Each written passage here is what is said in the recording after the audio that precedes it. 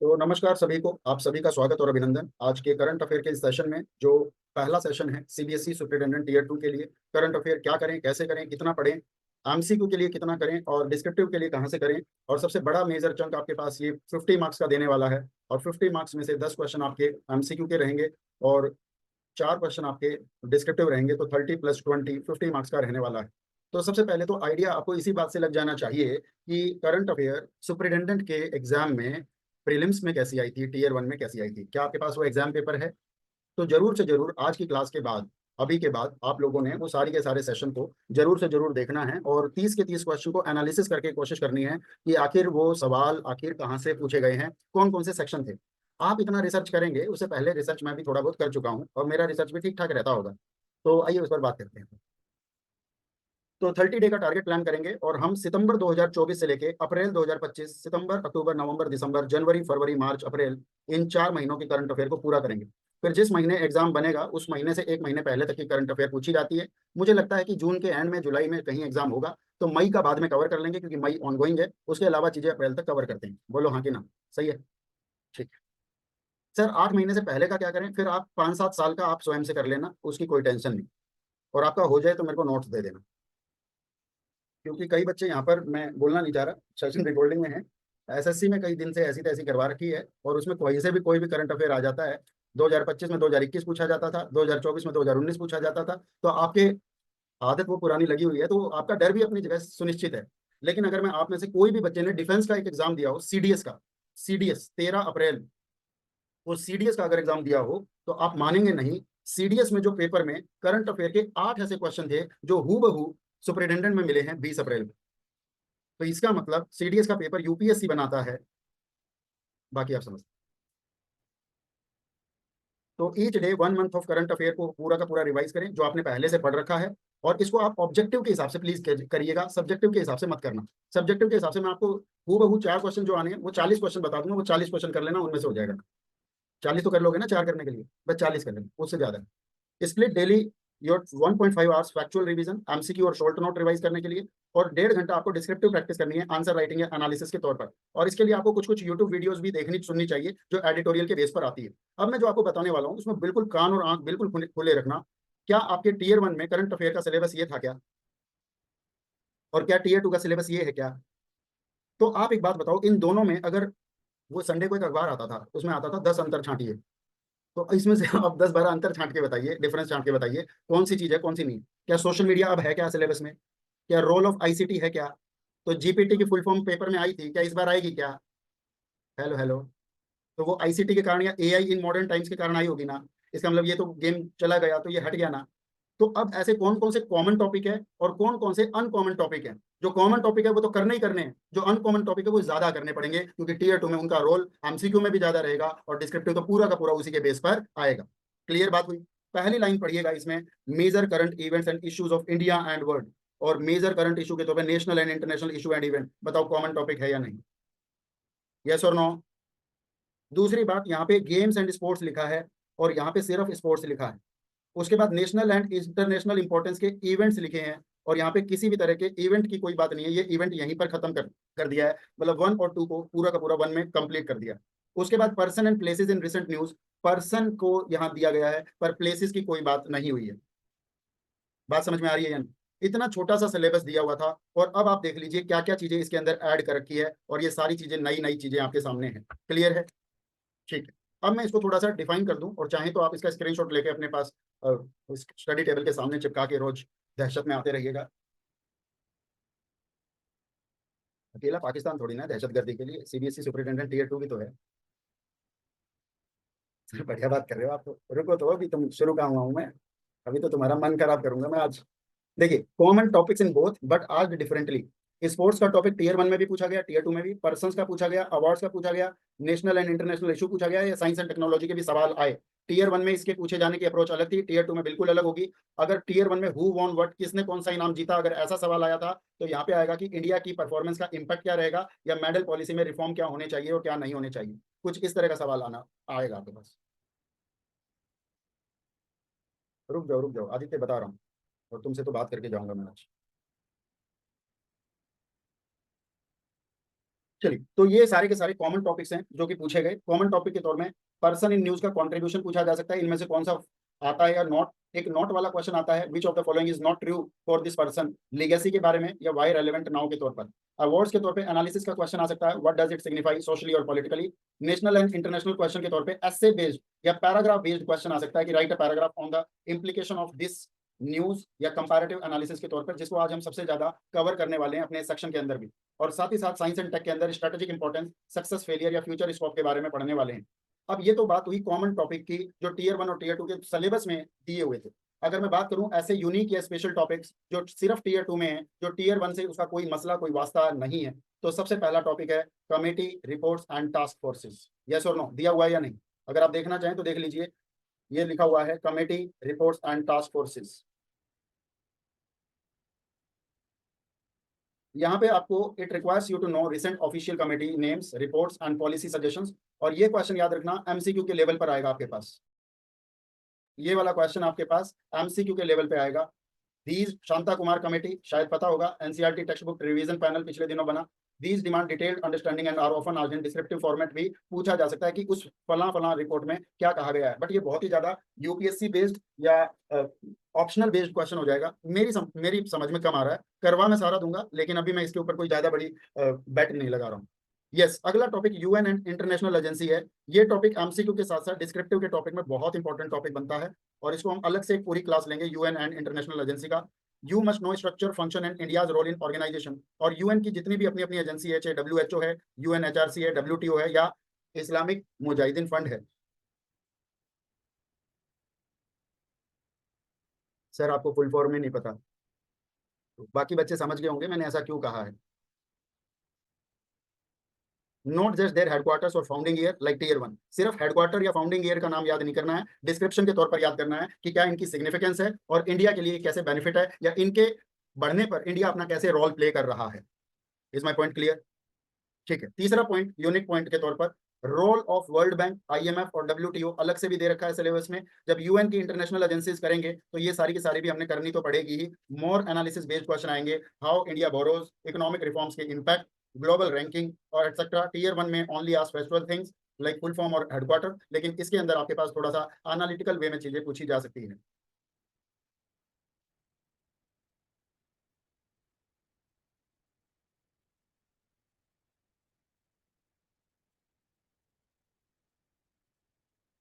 Next आपके पास है trade blocks, और पड़ोसी देशों का तो ट्रेड ब्लॉक ही कर दिया गया है, और जो जो उन लोगों को समर्थन कर रहे हैं उन लोगों का भी ट्रेड ब्लॉक कर दिया गया है। और अभी हाल ही में अभी अभी 10 मिनट पहले खबर मैंने पढ़ी कि जो उनको समर्थन देने वाले लोग हैं उनकी भी सिक्योरिटी क्लियरेंस अब नहीं हो रही है, चाहे वो TURKEY हो, चाहे अजरबैजान हो, या फिर चाइना हो। कुछ ना कुछ चीज़ों के तौर पर दिक्कतें परेशानी बढ़ रही है। तो ऐसे तौर पर European union, एफ्टा, NEFTA, ASEAN, SAFTA, इन सब का अपना रोल क्या है, और टीयर 2 के अंदर आपको कंपैरेटिव एडवांटेज देखनी है इंडिया के ट्रेड की दीज ब्लॉक्स के साथ। और यहाँ पर आपको इस तरह के तौर पर क्वाड वगैरह को भी कर लेना है, या आपके तौर पे आसियान जब आप करोगे तो सार्क को भी आपको इसके अंदर कर लेना है, बीम्स्टेक को भी इसके अंदर कर लेना है। तो ये तमाम चीजें हम सेफ साइड होने के लिए कर लेंगे। And these are ideal for 5 marks question, क्योंकि इनके बीच में बहुत सारी ट्रीटीज भी चल रही हैं, और कई सारी कंट्रोवर्सीज भी चल रही हैं, कुछ साइन भी हुआ है, कुछ बेनिफिट है और कुछ डिस्प्यूट भी है। तो मोस्ट इंपॉर्टेंट क्वेश्चन है, at least 1 question out of 4 you can expect it from this road trade blocks, और at least 1 question from UN and role of World Bank, IMF and WTO में से पूछा जा सकता है।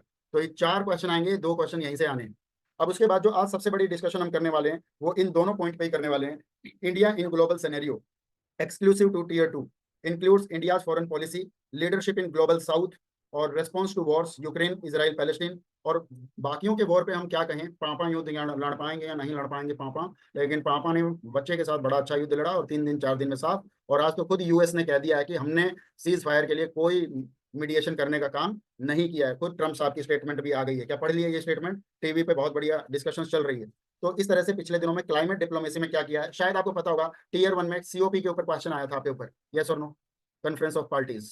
तो क्लाइमेट डिप्लोमेसी के ऊपर भी सवाल पूछा जा सकता है। CBSE अपने तौर पर मेरे ख्याल से थोड़ा सा आपको जरूरी लग सकता है कि सर युद्ध की बातें करेगा, बुद्ध की बातें करेगा, ऐसी बातें करेगा, लेकिन CBSE थोड़ा सा बच्चों से मानवीय रूप से ह्यूमैनिटेरियन अप्रोच में कुछ सवाल पूछता है, कि क्लाइमेट के ऊपर क्या हुआ है, वल्नरेबल सेक्शन के ऊपर क्या हुआ है, जिसके ऊपर कम ध्यान जाता है बच्चों का, और ऐसी चीजों के ऊपर आपका थोड़ा इमोशनल कंटेंट देखने की कोशिश करता है कि आपका पढ़ा हुआ चीजें हैं या नहीं।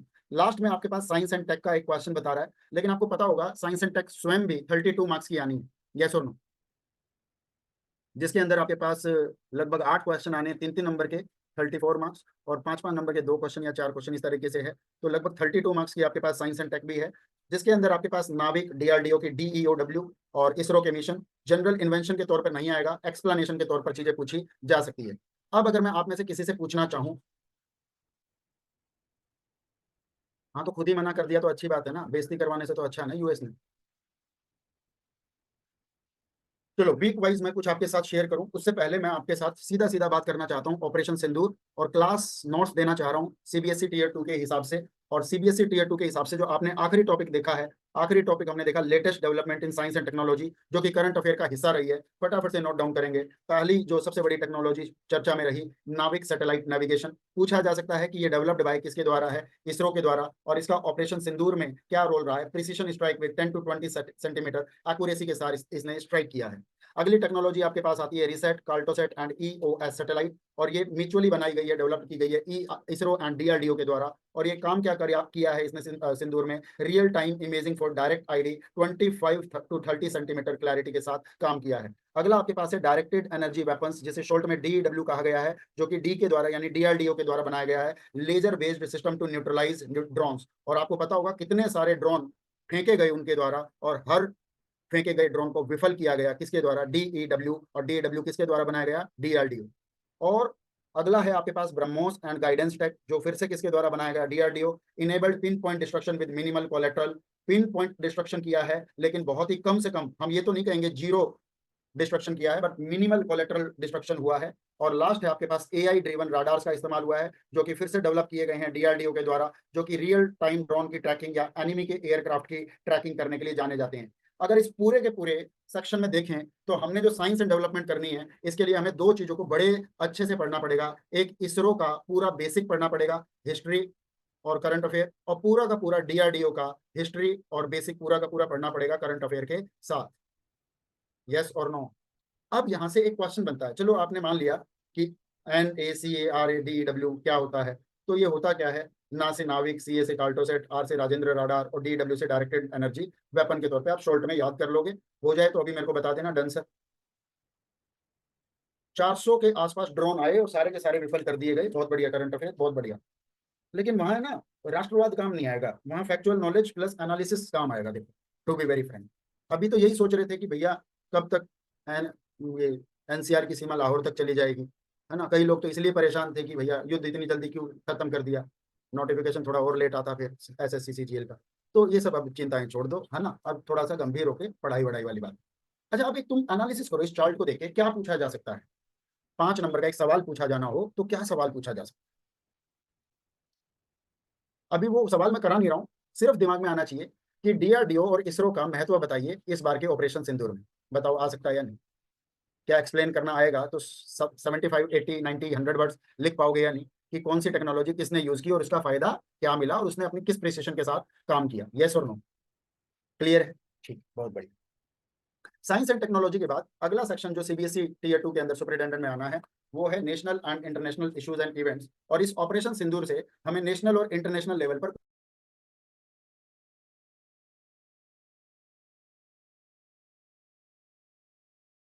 को, और उसमें अटेम्प्ट्स कितने शहरों में थे, या इनमें से कौन सा शहर शामिल नहीं था, या कौन सा शहर शामिल था, only one and two, only 1 2 and 3, इस तरीके का एक क्वेश्चन 3 नंबर का MCQ के तौर पर बन सकता है, यस और नो। दूसरी बात आपके पास बनी 8 air bases destroyed on May 10, और मिनिमल सिविलियन डैमेज हुआ, और इससे पता लगा कि India is a responsible military power, India is a responsible military power because of minimal civilian damage. जिनको मारना था आतंक के अड्डों पे, आतंकियों को मारना था, उन्हीं को मार के भरपाई की गई है। अगर इंटरनेशनल सिग्नल देखें तो यूएसए ने, इसराइल ने और ग्लोबल मीडिया ने किस तरीके से चीजों को कवर किया है। यूएसए का नाम आया, acknowledged India's precision targeting. Israel ने सपोर्ट किया, सपोर्टेड यूज ऑफ डीईडब्ल्यू। क्या आप में से कोई कमेंट बॉक्स में लिख सकता है डीईडब्ल्यू की फुल फॉर्म, मैं देखूं कितना आपको याद रहता है डीईडब्ल्यू की फुल फॉर्म, जस्ट अभी थोड़ी देर पहले पढ़ाई है इन द प्रीवियस स्लाइड।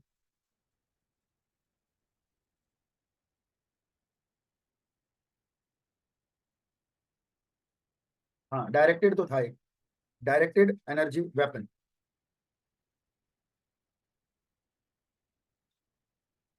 ठीक है। तो India played PUBG but in real life and gone with 0% collateral damage. Zero बस बोलने के लिए मिनिमल शब्द का यूज करेंगे। उसके बाद कुछ यूएन की और इंटरनेशनल एजेंसीज भी न्यूज में रही, और वही चीज न्यूज में रही जो ज्यादातर आपके सिलेबस का हिस्सा है। पहला, यूएनएचआरसी, ह्यूमन राइट, और उन्होंने कहा कि नो ह्यूमैनिटेरियन लॉ ब्रीच्ड। उसके बाद WHO, reduced civilian injury via precision. WTO, boost for export of India's defence tech. और पिछले 4 दिन से पता होगा, लगातार स्टॉक मार्केट, लगातार डिफेंस के स्टॉक्स लगातार बहुत तेजी से आगे बढ़ रहे हैं। क्या सब कुछ पता है इस तरह की चीजों के बारे में आपको? ठीक है। और यूएनएससी सिक्योरिटी काउंसिल के तौर पर strengthens India's claim for permanent membership. ये भी हमारी चांसेस बढ़ जाती है कि एक घर के अंदर सिर्फ 5 भाई, जिसमें से एक हमेशा वीटो लगाने वाला है, वही बैठा नहीं रह सकता, उसमें छठा सदस्य भी शामिल हो सकता है। लेकिन पिछले दिनों में बात होती है कि आजकल यूएन का कोई बहुत बड़ा यस नो नहीं रह गया है। यूएनओ में यूएसए की यस यस है, बाकी सबकी नो नो है। तो ऐसा अगर कहा जाता है तो क्यों कहा जाता है? उसके बाद इंडिया इन ग्लोबल सिनेरियो, ये भी आपके सिलेबस का हिस्सा है। इंडिया इन ग्लोबल सिनेरियो, अगर आप भूल गए हो तो मैं आपको बता दूं, ये देखिए लास्ट पॉइंट लिखा हुआ है, इंडिया इन ग्लोबल सिनेरियो। तो इस तौर पर अगर इस पूरी खबर के ऊपर अगर आपकी ध्यान जाए तो किस तरीके के ध्यान ध्यान जाना चाहिए? तो इंडिया इन ग्लोबल सिनेरियो के तौर पर हम इसको 5 तरीके से एनालिसिस करेंगे। पहला तरीका है सिक्योरिटी के तौर पर, हमने क्रॉस बॉर्डर टेररिज्म को डैटर किया है। दूसरा, डिप्लोमेसी के तौर पर, India was praised for non escalatory strikes. तीसरा, टेक्नोलॉजी के तौर पर हमने इंडिजिनस सिस्टम को यूज किया है, जिससे हमारी ग्लोबल एज बढ़ी है, और जो इंडिजिनस कंपनीज है उनकी ग्लोबल डिमांड भी डिफेंस सेक्टर में बढ़ गई है। और जो चीज हमने 2020 के अंदर आत्मनिर्भर भारत की शुरुआत की थी, उसको बहुत ज्यादा बड़ा फायदा यहाँ पर मिला है। तो एनालिसिस के तौर पर आपके पास पूछा जा सकता है कि आत्मनिर्भर भारत ने डिफेंस सेक्टर को पिछले दिनों में किस तरीके से बूस्ट किया है? यस और नो? ठीक है। इंडस्ट्रीज के तौर पर फोर्थ पॉइंट आपके पास बनेगा, boost to defence exports under Atmanirbhar Bharat, जैसा कि मैंने बताया। और पांचवा हमारा मोरल या कॉन्फिडेंस, पब्लिक हो या मिलिट्री, सबका कॉन्फिडेंस इस समय ऑल टाइम हाई पर चल रहा है।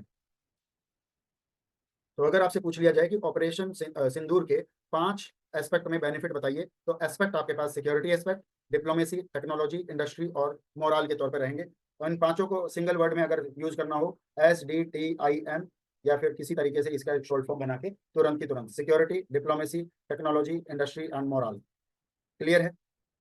चलिए, अब आता है आपको समझाने के लिए पूरा का पूरा जो अभी तक पढ़ाया। डीआरडीओ या इसरो ने बहुत सारी रिसर्च की, उन्होंने एडवांस सैटेलाइट बनाए, राडार सिस्टम बनाया, लेजर टेक्निक बनाया, ड्रोन टेक्नोलॉजी बनाया। उसके बाद ऑपरेशन सिंदूर में ये पिन पॉइंट होकर काम किया और हमने क्लीन स्ट्राइक्स की, जिसकी ग्लोबली प्रेज हुई और हमारी स्ट्रेटेजिकली विक्ट्री हुई, और इंडिया अपने आप में एक स्मार्ट सुपर पावर के तौर पर ग्लोबली अपने आप को स्टैंड कर पाया है। तो ये हमने पूरे के पूरे तौर पर समझने की कोशिश की। अब इतना समझने के बाद क्वेश्चन आता है 5 मार्क्स के लिए, ऑपरेशन सिंदूर भारत की रक्षा क्षेत्र में आत्मनिर्भर सफलता को कैसे दर्शाता है? How operation Sindoor reflects India's आत्मनिर्भर सक्सेस इन डिफेंस सेक्टर। अब सारे बच्चे अपनी अपनी कॉपी निकालिए और आंसर लिखिए, और आपके पास है अगले 200 सेकंड, फटाफट से आंसर लिखिए। ओके, सो मैंने आपको सवाल दिया और सवाल के साथ हिंट दिया, और हिंट के साथ आपको अब मैं बताता हूँ इसमें करना क्या है। सबसे पहले सोचते कैसे हैं, पॉइंट कैसे सोचने हैं, उन पॉइंट्स पर अपना ध्यान रखेंगे। लिखना चाहें लिख लीजिए। Years of indigenous research and development की बात करेंगे, डेवलपमेंट बाय डीआरडीओ और इसरो की बात करेंगे, नाविक, डीओ, आकाश मिसाइल या रडार्स की। उसके दौरान एग्जीक्यूशन ऑफ ऑपरेशन सिंदूर में pin point accuracy, minimal collateral damage और रियल टाइम रेस्पॉन्स की बात करेंगे। क्या बताओ, ये सारी पॉइंट्स आज डिस्कस हुए हैं या नहीं? उसके बाद use of BrahMos missile, upgraded Bofors guns या इंडिजिनस रडार सिस्टम का यूज हुआ, और साथ ही साथ ग्लोबल रिकॉग्निशन के तौर पे India was praised for responsible use of force and seen as a tech savvy power. आज का युद्ध मैंड नहीं अनमैंड लड़ा जा रहा है, टेक से लड़ा जा रहा है, और उसी के द्वारा जो आउटकम मिला वो India has become self reliant and export ready defence power, which is the achievement of आत्मनिर्भर भारत। यस और नो? बस इतनी सी बात आपको सेंटेंस में बना बना के लिखनी थी, और इतने सारे फैक्चुअल पॉइंट्स अगर लिख दोगे तो 100 वर्ड तो अपने आप हो जाते हैं, 70 75 80 वर्ड में बात खत्म हो जानी चाहिए। कोई बात नहीं, सीखने की बात है ना, इंप्रूवमेंट आएगी, मैं सिखा रहा हूँ ना, सिखा रहा हूँ ना। चलो, अब इसको लिखना कैसे था? अब इसको सारे चीजों को अपने तौर पे बांध लो। कैसे बांधोगे? Operation Sindoor is a clear reflection of India self reliance in the defence sector. Most of the technologies used, from Navik satellite navigation to DEWS, Akash missile systems and advanced radars, were indigenously developed by DRDO and ISRO. The operation's precision, minimal collateral damage, and real-time response showcased the strength of made in India defense capabilities. The use of BrahMos with pinpoint accuracy and upgraded Bofors with radar sensors demonstrated India's ability to combine innovation with strategic needs. This success proved that India no longer depends on foreign imports and is emerging as a confident exporter of high-tech military systems under Atmanirbhar Bharat. क्या ये answer इतने से words में question की need को justify कर रहा है या नहीं? यूपीएससी वाले बच्चों बताइए, नोटियाल साहब, क्या ये क्वेश्चन की डिमांड पूरी कर रहा है या नहीं? ऋषभ भैया, मुंडी ला दो बस, मैं देख पा रहा हूँ आपको। ठीक, हिंदी में पढ़ें। ऑपरेशन सिंदूर भारत की रक्षा क्षेत्र में आत्मनिर्भरता का प्रतीक है। इसमें उपयोग हुई अधिकांश तकनीकें जैसे नाविक नेविगेशन सिस्टम, निर्देशित ऊर्जा हथियार डीईडब्ल्यू, आकाश मिसाइल और आधुनिक रडार सिस्टम स्वदेशी रूप से डीआरडीओ और इसरो द्वारा विकसित की गई थी। हरी भैया है क्या यहाँ पे? हरी भैया देख ले, हिंदी वाले में हमने इंग्लिश यूज कर दी, ऐसे तो नंबर कटने चाहिए ना हमारे, नहीं कटेंगे। जो चीज जैसे वैसे लिखनी है, अंग्रेजी का ठीक ठाक इस्तेमाल कर सकते हैं आप, जो कीवर्ड्स के तौर पर है हिंदी में। क्लियर है? ऑपरेशन की सटीकता, कम नागरिक क्षति और त्वरित प्रतिक्रिया ने मेक इन इंडिया की सफलता को दर्शाया। ब्रह्मोस मिसाइल की सटीकता और अपग्रेडेड बफर तोपों ने भारत की नवाचार क्षमता, इनोवेटिव कैपेसिटी और युद्ध नीति मिलिट्री पॉलिसी को सिद्ध किया।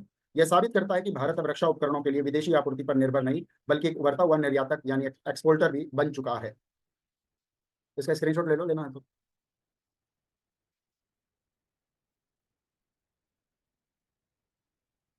क्लियर है? अच्छा लगा ये आंसर आपको? ज्यादा प्राण में नहीं पीऊंगा, एक ही सवाल करा रहा हूँ मुझे। अब आपने आज जितना पढ़ा है उसमें से मैं 3 सवाल पूछूंगा एमसीक्यू, लेकिन वो तीनों सवाल अंग्रेजी माध्यम में है। आराम आराम से पढ़ना, तेजी मत दिखाना।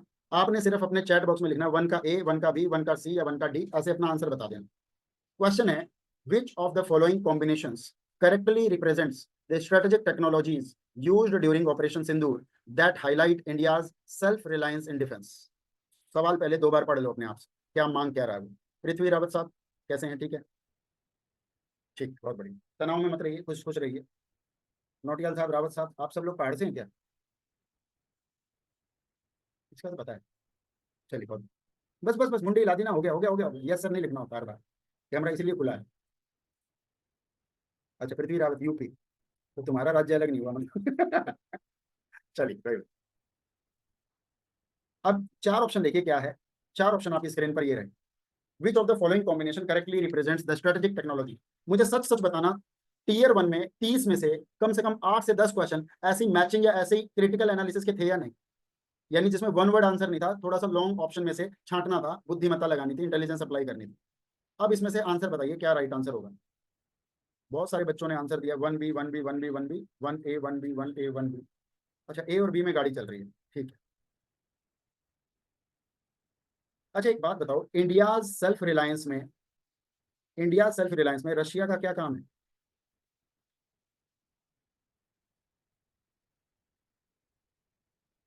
कुछ बात समझ में आई? तो ए आएगा या नहीं आएगा? ए, ए में तो उधार की चीज हुई ना हमारे पास।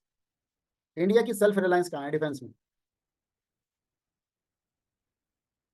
तो राइट आंसर आपके पास हो जाएगा option number B is correct, because all components BrahMos, due, reset और Rajendra radar are either fully और largely indigenous, other mix foreign imported systems और इनकरेक्ट कॉम्बिनेशंस।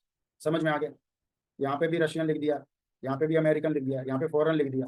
तो ये तो वैसे ही अलग अलग सारे के सारे ऑप्शन एलिमिनेशन का काम था। इसका मतलब कोई क्वेश्चन मुश्किल नहीं होता है, 4 ऑप्शन पढ़ के वहां पे आपको क्रिटिकली एनालिसिस करना है। मैं फिर कहूंगा, जो मैंने आज बात सुबह कही थी, जब मैंने चैप्टर नंबर 2 कराया पब्लिक एडमिनिस्ट्रेशन का, सुबह कितने लोग मौजूद थे?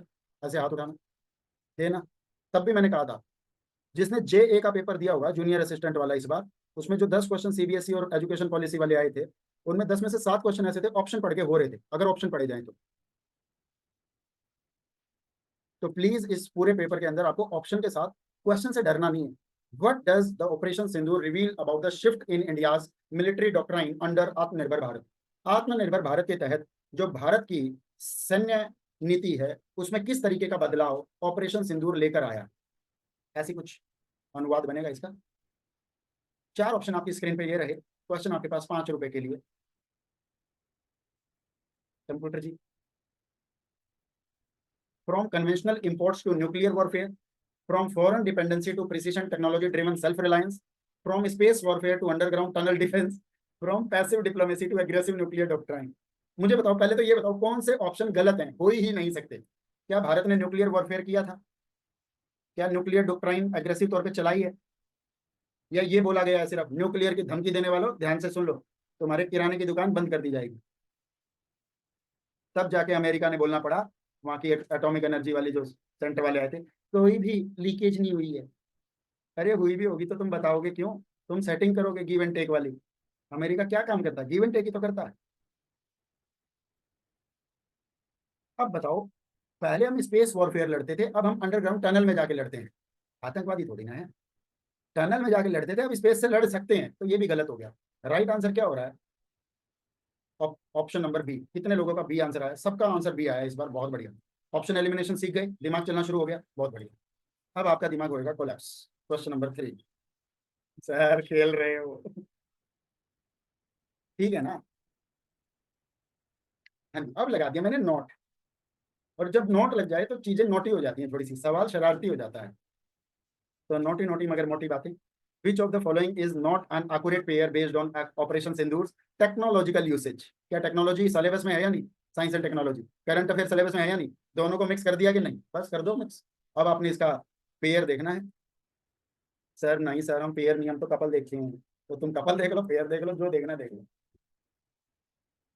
सर कैमरा बंद करके ही ठीक पढ़ा रहे थे आप, कैमरा खोल के तो आप मजे ज्यादा ले रहे हो। इंटरेक्टिव बनती है क्लासेस। हाँ जी, अब इसमें चार चीजें लिखी गई है, और चारों में से कौन सी चीज सही डिफाइन कर रही है? वो तो तीन है, जो गलत डिफाइन कर रही है वो कौन सी है? अब ऑपरेशन सिंदूर में नाविक यूज हुआ, सही बात है। ड्यू यूज हुआ, सही बात है। रिसेट यूज हुआ, सही बात है। S-400 क्या इंडियन मेड मिसाइल है क्या? S-400 तो रशियन है ना। तो ऑप्शन नंबर सी आएगा या नहीं आएगा? तो S-400 is not Indian made. It is a Russian origin system. All other pairs are correct in function and sources. Hence, option C is incorrect and the right answer. Clear है? कितने लोगों के तीन में से तीन आए, दो आए, एक आए? अपने मार्क्स बताइए फटाफट। 1 out of 3, 2 out of 3, 3 out of 3। चलिए बहुत बढ़िया। मेजर लोगों के, मेजर चंक 2/3 है। नहीं, आधे आधे, 2/3, 3/3। ठीक है, बहुत बढ़िया, शाबाश। तो ये थी आपके पास करंट अफेयर की क्लास। सर पढ़ाया तो है ही नहीं, अभी रुक जाओ। मेरे ताबूत ताबूत नहीं, तरकश। ताबूत तो उन लोगों का होता है। अगर हम ही इनकी लाशों को कंधों पर नहीं ढोते तो आज ये लश्कर पश्कर हुजी पूजी दुनिया में कुछ भी नहीं होती। चलिए, शेड्यूल फॉर सेल्फ प्रेप। आपके लिए कुछ सेल्फ प्रेपरेशन के लिए एक शेड्यूल दे रहा हूँ। वैसे तो ये पूरा का पूरा शेड्यूल डेली आपको अपडेट होकर टेलीग्राम चैनल पर मिलेगा। टेलीग्राम चैनल है @CBSE 2025 प्रेप। लेकिन सेल्फ प्रैक्टिस के लिए week number 1, week number 2, week number 3 के हिसाब से, वीक नंबर 1 थोड़ा ऊपर नीचे हो गया, मैं आपको वैसे दिखा देता हूँ। चलिए, वीक नंबर 1 ये रहा। कोर कैचअप 8 मंथ का MCQ करना है। और इसके अंदर आपको पहले डे 1 पे सितंबर कंप्लीट करना है, अक्टूबर, नवंबर, दिसंबर, जनवरी, फरवरी, और संडे को फिर सारा का सारा एक साथ रिवाइज कर लेना। इस फरवरी के बाद मार्च और अप्रैल बच गए हैं, उसको फिर अगले दिन कर लेंगे संडे के बाद। और संडे के बाद आपका वीक नंबर 2 शुरू होगा। और वीक नंबर 2 के अंदर आपके पास हो जाएगा डे 8 को मार्च और अप्रैल। उसके बाद day 10, day 11, day 12, day 13, day 14 पे India stand at UN, IMF और WTO। ट्रेड ब्लॉक्स के तौर पे आसियान, सार्क और BRICS. Indian international person in news या मेजर डेथ, जो भी 8 मंथ में समरी के तौर पर दे दूंगा मैं। कमेटीज एंड रिपोर्ट्स रिकमेंडेशन के तौर पे फ्लो चार्ट बना के लिखना चाहिए आपको। और साथ ही साथ संडे को आप इसका मॉक टेस्ट दे दोगे, या ग्लोबल इंडिया के तौर पर एक डिस्क्रिप्टिव आंसर लिख दोगे, 5-5 नंबर के 2 क्वेश्चन। समझ में आया कि नहीं? उसके बाद थीम बेस्ड रिवीजन के तौर पर India in global scenario, case study based question answer, science and tech updates, descriptive notes, important sports event जैसे एशियन गेम या ओलंपिक प्रिपरेशन, इंपॉर्टेंट अवार्ड जैसे पद्मा, नोबल, भारत रत्न, इफेनी, बजट या इकोनॉमिक सर्वे का question targeted fact या analysis से related, static या dynamic integration जैसे trade block और इंडिया पोजीशन को मिक्स करके। और फिर वीक नंबर 3 के आखिरी दिन के संडे पे प्रैक्टिस सेट कर लेंगे कुछ ना कुछ। और फिर सारे बच्चों से ये सवाल सुने जाएंगे, ओरल टेस्ट होगा। अगर आप ओरल टेस्ट सही से डिस्क्राइब कर पा रहे हैं, तो आप अपने विचारों को ठीक रख पा रहे हैं, तो मैं समझूंगा कि आप लिखते वक्त भी ठीक ठाक चीजों से लिखोगे। और इस बात से घबराना नहीं है कि सर इंटरव्यू लेंगे आज क्लास नहीं लेते, नुकसान आपका होगा। वीक नंबर 4 में आप सबसे ज्यादा वीक पड़ जाएंगे जब 400 गोले आप पर एक साथ दागे जाएंगे। 400 गोले का मतलब 400 सवाल, पहले 100 MCQ करंट अफेयर के फुल लेंथ, फिर 10 डिस्क्रिप्टिव क्वेश्चन शॉर्ट नोट्स के हिसाब से, फिर case study based MCQ UN India और नीति आयोग के बेस पे, फिर ग्रुप डिस्कशन करवाएंगे डिजिटल इंडिया या एआई के तौर पे, क्योंकि एआई का टॉपिक इस बार नहीं दिया लेकिन साइंस एंड टेक्नोलॉजी तो दिया हुआ है ना, यस और नो। तो टीयर 1 में उसने एआई डायरेक्ट लिख दिया था, पर टीयर 2 में उसने उसकी ब्रॉड टॉपिक बना दिया साइंस एंड टेक्नोलॉजी। अब जब साइंस एंड टेक्नोलॉजी लिखता है तो बड़े सारे टॉपिक बन जाते हैं, artificial intelligence, machine learning, blockchain technology, nano technology, genome sequencing, biotechnology, पता नहीं क्या क्या, यस और नो। तो इसके बारे में मैं आपको एक छोटी सी मुफ्त की सलाह दे रहा हूँ, और प्लीज करना इसको, छोटे भाई बहन की तरह मान के मैं बता रहा हूँ। आप इसके ऊपर गूगल कीजिए और सिर्फ विकीपीडिया कीजिए, कुछ मत कीजिए, विकीपीडिया कीजिए। एआई को समझने के लिए एआई का इस्तेमाल मत कीजिए, विकीपीडिया पढ़िए। पेपर बनाने वाले लोग अभी भी आपके दादाजी, आपके ताऊजी की उम्र के टाइप के होंगे, वो लोग ज़्यादा प्रेफर नहीं करते हैं इस तरह की चीज़ों को, तो वो लोग क्रिटिकल एनालिसिस के तौर पर ही चीज़ों को बनाने की कोशिश करेंगे।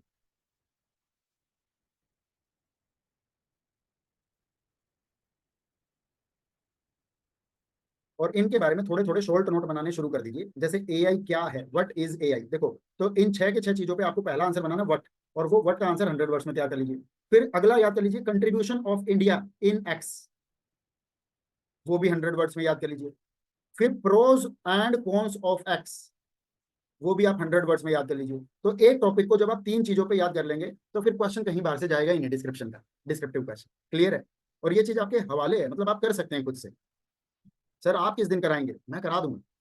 ये देखो डेट वाइज शेड्यूल वाइज मैंने तो सारा बना लिया।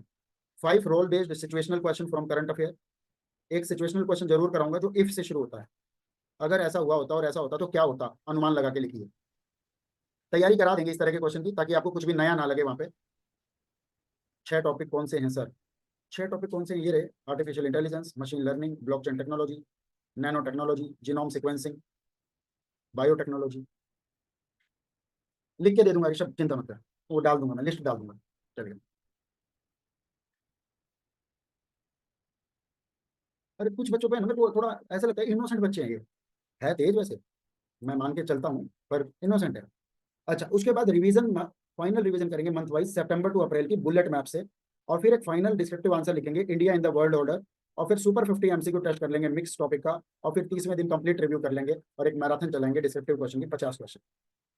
बताओ इसके बाद बाहर जाएगा क्या।